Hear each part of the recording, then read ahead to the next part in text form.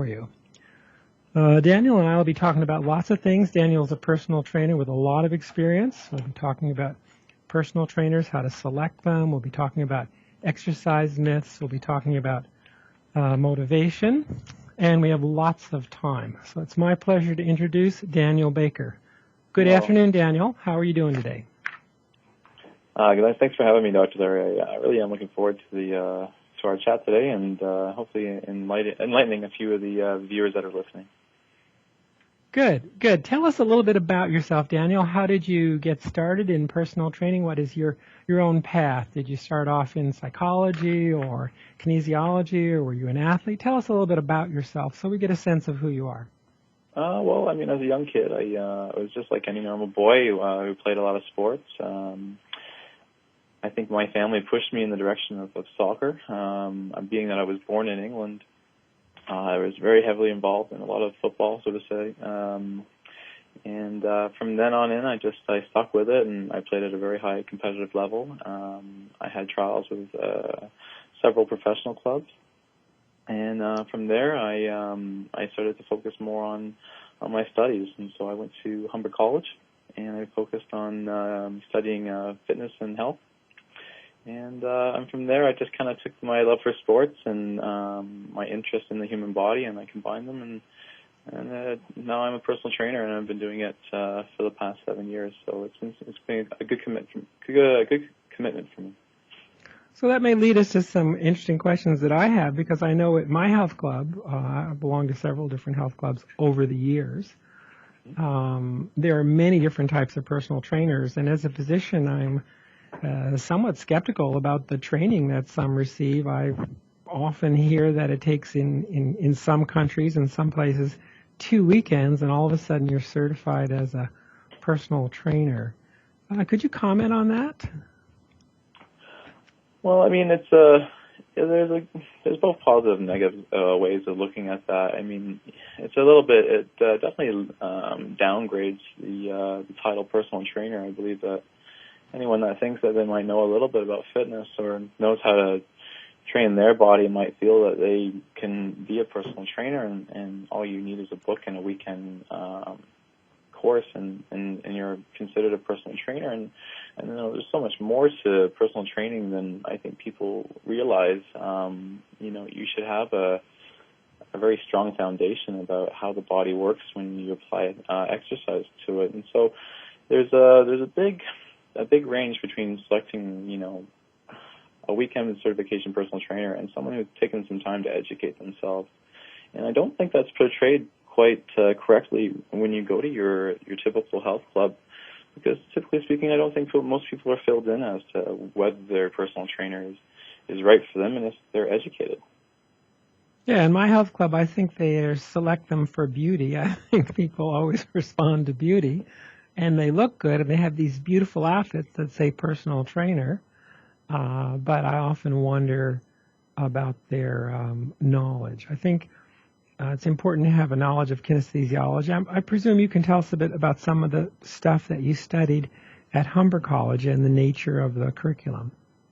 Yeah, well, I mean, in our first year, we learned a lot about anatomy and biomechanics, angles in which the body should move, exercise physiology, what happens when the body is exercising, also going into things like different styles of training, how to apply different methods of training to unique groups of individuals, because no body is built the same, and it definitely doesn't live the same lifestyle, so everyone's goals are different. So yeah, goal setting and lifestyle.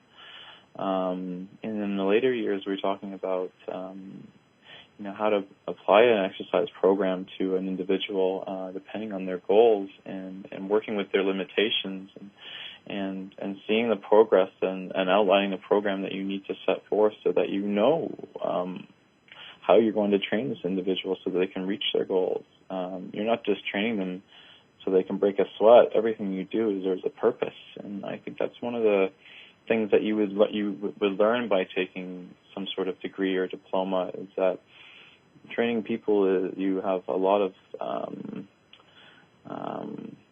how can I word it? You have a lot of responsibility, and making sure that you take the right steps forward is important, and it's more than just giving someone a training session so they sweat.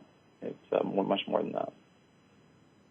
Yeah, I think you've made the point that it is not a OSFA. It is not a one size fits all or one program fits all approach. You try to individualize your approach, I suppose, based on the person's goal setting. If they don't want to, like if I come to you say, Daniel, I want to be an Olympic athlete and win the decathlon in the 2012 Olympics, I think you might start laughing.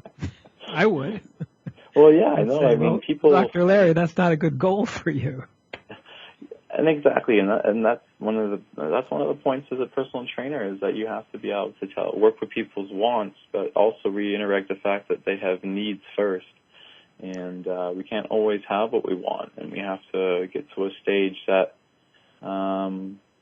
where our needs are met, and then it's okay to progress towards goals, because, like you say, not everyone's body is built the same way, and one size doesn't fit all. So it's true. Yeah, I think that, when you're working, say, with diabetic patients or patients who've been overweight all their lives, one of the first things you have to do as a physician is set realistic goals.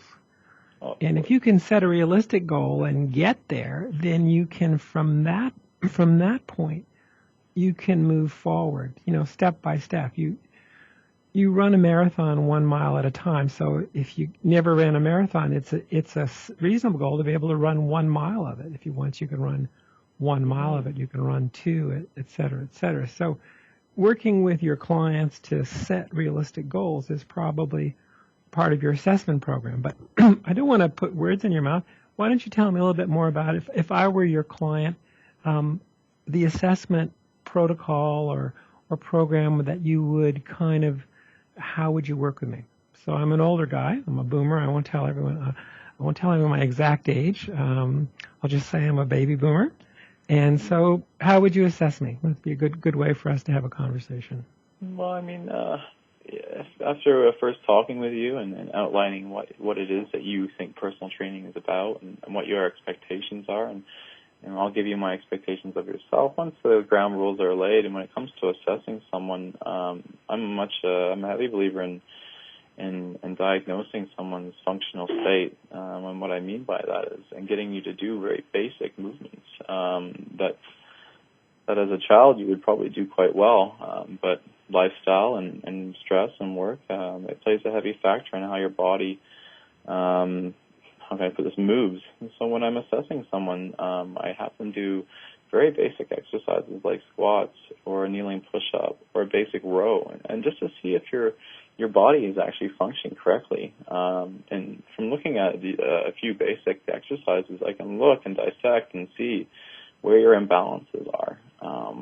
And if you're telling me that you have knee pain and I see that you're squatting with your knees excessively pushing forward, then I can tell that certain muscles are tight, and to the opposite of the spectrum, some muscles aren't working at all.